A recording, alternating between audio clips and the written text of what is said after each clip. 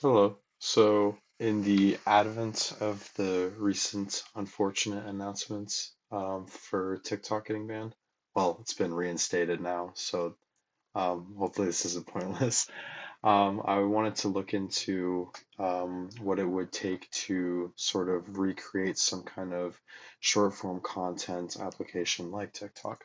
So, sorry for the flashbang, but I kind of settled on a sort of an architecture that looks kind of like this. So, I want to focus primarily on here to start.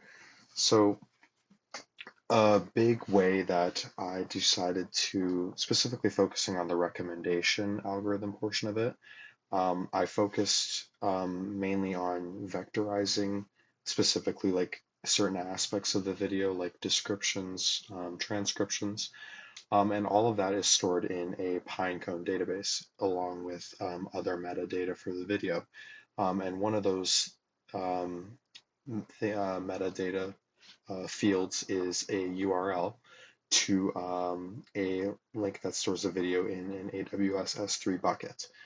And then I ended up using Postgres for user data. And this is important as well because in Postgres, I store a vectorization of the user's interests. So when I'm fetching data, I am comparing what's in the Pinecone data. I'm doing cosine similarity with the vectors in the Pinecone database, so the descriptions of the videos, and the sort of interest vector for the user to kind of decide what kind of videos that they might be interested in. And a pretty big part of that is also in the uploading or the way that I upload videos to it. So when I go to upload a video, it passes it to AWS Rekognition, which generates a description of what goes on in the video. So if you upload a video of like a car driving, it'll say something similar to that, with a little more description, I'd hope. And then I vectorize that using just a simple Hugging Face model. It generates a 384 dimension vector, and then that ends up getting stored in Pinecone. So if I were to go here and start my sign-in, this was done using Clerk, this sort of authentication portion. And then I go to continue. It's going to, one of my fallback URLs leads me to an onboarding screen, which should follow up right here. Yep. So then you can select some interests, I guess you could say. So say you're interested in video games, music, and cooking, and you can continue. And then that will direct you to the dashboard screen, which is where you'll be able to upload a video. Ignore that. Um, and the should show up in um, my Postgres database. If that would load, yep, see, there we go. So we just selected, I should have showed the blank database before, but it was blank before, and it has video games, music, and cooking, which was the things that we selected in the onboarding process.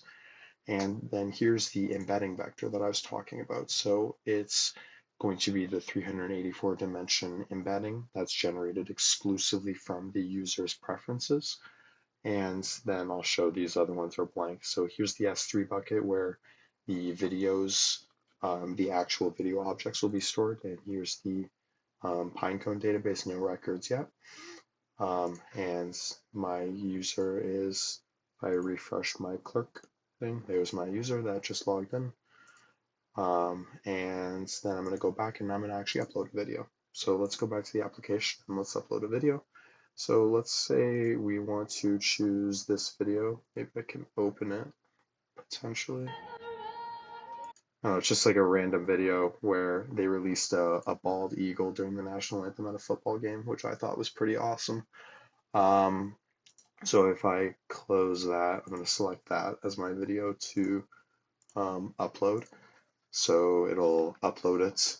It takes a little bit of time. The pipeline is quite long that it follows. I went through it earlier with like AWS Rekognition and stuff like that. So it's going to upload and it just finished. So when I go here to Pinecone, it should be here, hopefully.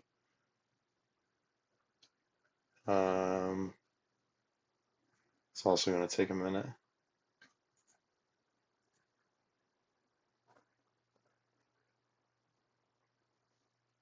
Here's the video that was just uploaded to the S3 buckets. So it's right here. I can click on it and open it. Here's the URL. Same video that I just played that's very loud. And oh, there it is. So that's the video that was just uploaded, the original file name. And right here is that vectorization that I was talking about. That was generated, that was passed to Hugging Face, but the original video description was done using AWS Rekognition.